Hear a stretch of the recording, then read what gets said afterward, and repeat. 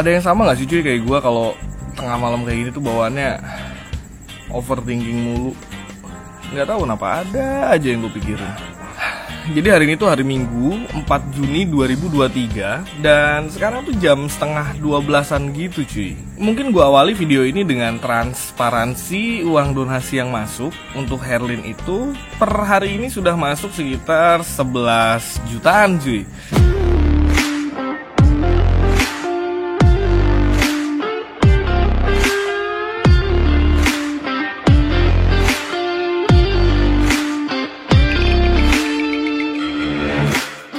Untuk data pengeluaran per hari ini itu udah keluar sekitar 3.180.000. Setengah juta itu kurang lebih dikeluarkan untuk biaya pembenahan motornya Pak Warkin. 1,5 juta itu digunakan untuk pembelanjaan material. Dan ada juga untuk pembayaran tukang selama 4 hari itu estimasi sekitar 1.200.000. Jadi kalau dikalkulasikan sekitar 3 jutaan yang sudah kita gelontorkan untuk pembenahan rumahnya Herlin sih. Seperti yang di awal tadi gue bilang, gue tuh kalau malam suka overthinking, suka ada aja hal-hal yang gue pikirin. Jadi akhir-akhir ini tuh gue lagi ngerasa kayaknya gue salah deh. Gue mau ngajak kalian sedikit berdiskusi di sini sebenarnya tentang hal-hal yang mungkin akhir-akhir ini sedang gue lakukan, tentang misi-misi kemanusiaan yang sedang gue jalani. Gue ngerasa kayaknya jalan yang sedang gue jajaki ini adalah jalan yang salah. Nggak tahu kenapa cuy. Jadi gue berpikir gini, gue ini profesi sebagai seorang konten kreator, dimana yang memang sebagai seorang konten kreator itu tugasnya harus membuat konten sebagus mungkin, membuat konten semenarik mungkin untuk bisa menarik banyak audiens, hingga akhirnya kita bisa banyak mengumpulkan uang dari AdSense. Itu tugas sebagai seorang konten kreator. Sedangkan tugas kita sebagai aktivis sosial itu kita harus menolong orang, menolong sesama, menolong manusia, tertarget dengan jelas dan juga harus menyelesaikan misi itu secara tuntas. Itu tugas seorang aktivis sosial yang gue tahu seperti itu teman-teman.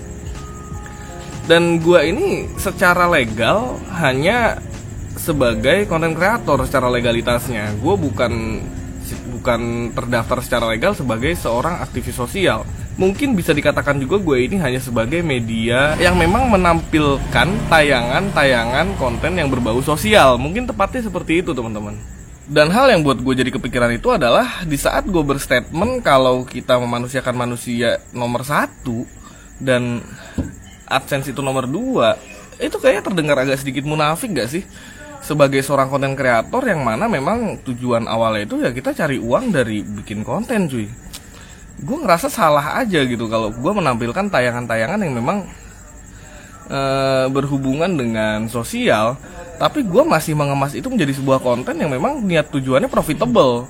Menurut kalian salah gak sih gue? Gue ini lagi ada di mungkin gue ngerasa diri gue ini salah ya, tapi gak tahu juga menurut sudut pandang kalian. Gue mau ngajak kalian diskusi dalam hal ini. Menurut kalian gue salah atau enggak? Dan karena gue ngerasa hal yang gue lakukan ini adalah sebuah kesalahan, gue tuh ada kepikiran sih cuy sebenarnya.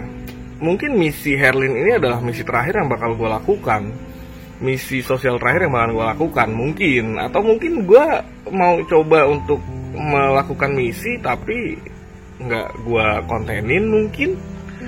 Atau gue coba ubah konten kali ya. Menurut kalian nih, gue lagi-lagi ngajak kalian diskusi. Menurut kalian konten yang sesuai untuk gue itu konten seperti apa? Karena gue sempat terjun di konten horor dan nggak growth videonya, kontennya juga kurang menarik juga mungkin di mata masyarakat.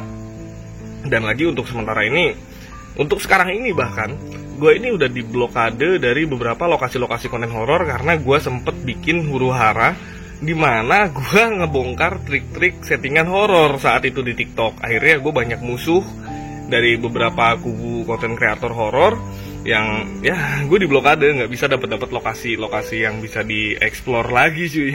Ya gue terima konsekuensinya seperti itu karena memang ya guanya juga yang bikin ulah, guanya juga yang memang bertingkah sok-sokan mau ngebuka pola pikir orang, sok-sokan mau ngebuka pola pikir masyarakat yang mana itu bukan kapasitas gue dan itu bukan tugas gue. Sama halnya dengan kemanusiaan ini, gue sok-sokan mau nolong orang Sedangkan ini tuh bukan kapasitas gue cuy.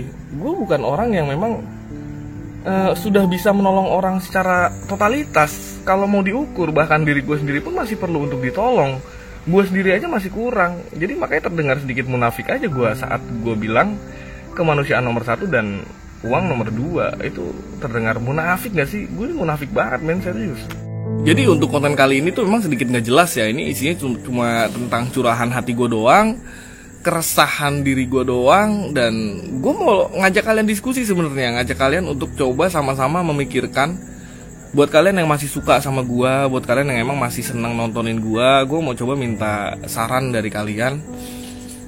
Kira-kira konten yang sesuai untuk karakter gue ini konten yang jenis seperti apa.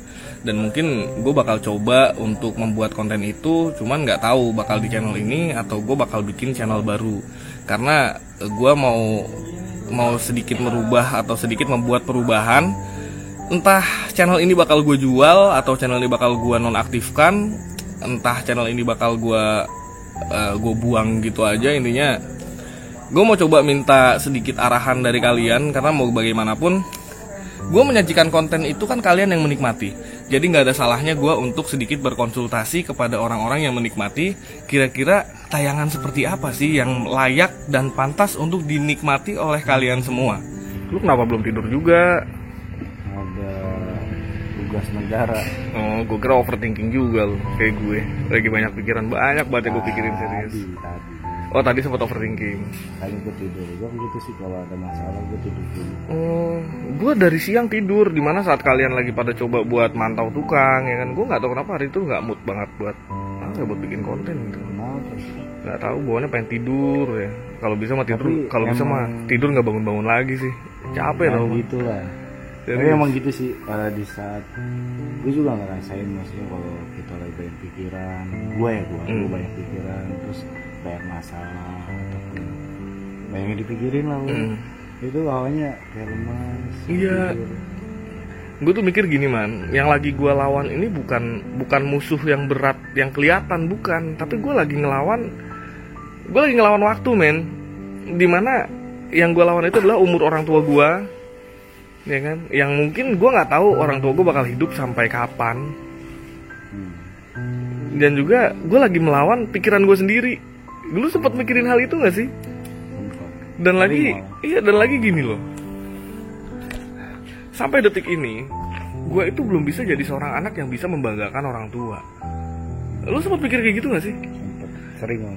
Apalagi umur gue ini udah nggak muda lagi. Gue udah nginjek di angka 30 tahun. Oh, lu udah 30? Udah kepala 3 gue.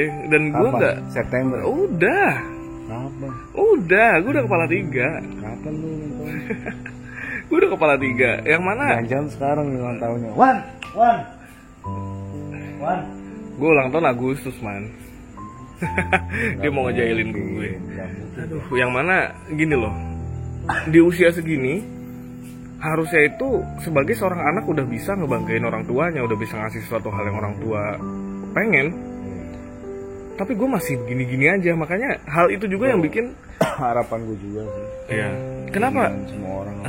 Mungkin banyak teman-teman yang nanya juga, kayak lu juga mungkin bertanya-tanya kenapa gue nggak pernah pulang. Jujur men, gue malu kalau gue pulang sekarang. Gue udah punya tekad, gue nggak akan pulang ke rumah sebelum gue punya hasil. Jadi dari abis lebaran kemarin, gue ngekos di sono sini, gue ngerantau sono sini, cuman bawa baju seadanya di dalam tas. Gue dari Bali terus gue pulang ke sini, gue belum pulang ke rumah, gue cuman komunikasi sama orang tua lewat telepon ya, karena gue ngerasa malu men. Kalau gue harus pulang sekarang, gue belum bisa bawa apa-apa. Lu pernah ngerasain begitu gak sih? Sering sih. Karena gimana ya, ada satu janji yang nggak terucap tapi tertulis di dalam diri gue, dan gue cuma bisa untuk ngebuktiin. Itu yang paling berat men. Iya. Itu berat. Itu yang gue kadang-kadang kalau di saat ngedown tuh, gue kebayang-bayang itu anjing. Kadang-kadang seriusan saat sorry nih ngomong jadi kasar. Gue kadang-kadang kalau ke kamar mandi gitu ya, menyendiri lah. Gue tipe kalau orang menyendiri. Ya di kamar mandi menyendiri man. Iya, nggak bareng-bareng. Ya pokoknya gitulah. Kadang-kadang lebih ekstrim lagi sih gue naik motor gitu, ngebutan. Jadi kayak kalau naik motor tuh kayak hawanya tuh gimana gitu ya. Iya. Terus denger musik. Tapi balik lagi sih, ya kalau kita pikirin terus nggak ada habisnya sih men. Yang ada malah bikin daya kesehatan tuh nggak baik. Iya sih emang. Tapi ya gitulah, gue nggak tahu gue bakal terus lanjut ke YouTube atau gue coba untuk memulai dunia baru dan karir baru. Yang pasti buat teman-teman gue yang memang masih fokus di dunia YouTube, fokus di channelnya masing-masing, ya mudah-mudahan aja jalan yang kalian pilih itu adalah jalan yang terbaik dan bisa membanggakan orang-orang yang kalian cintai dengan karya yang kalian ciptakan. Itu aja sih harapan gue. Walaupun